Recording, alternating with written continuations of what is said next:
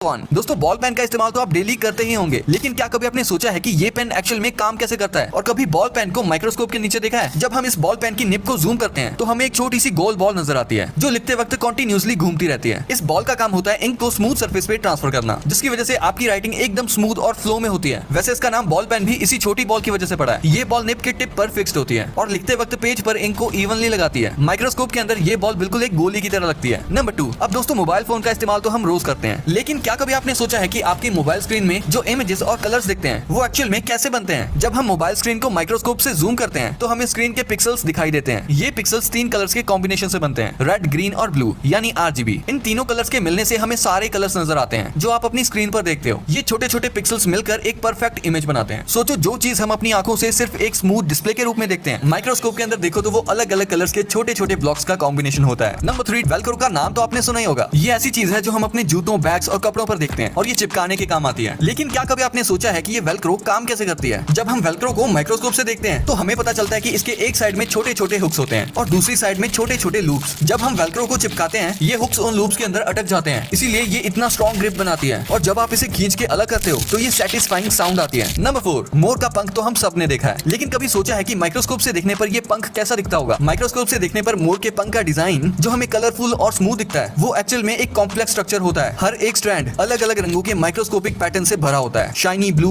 Green और golden strands, जैसे किसी ने बड़े प्यार से एक मास्टरपीस बनाया हो।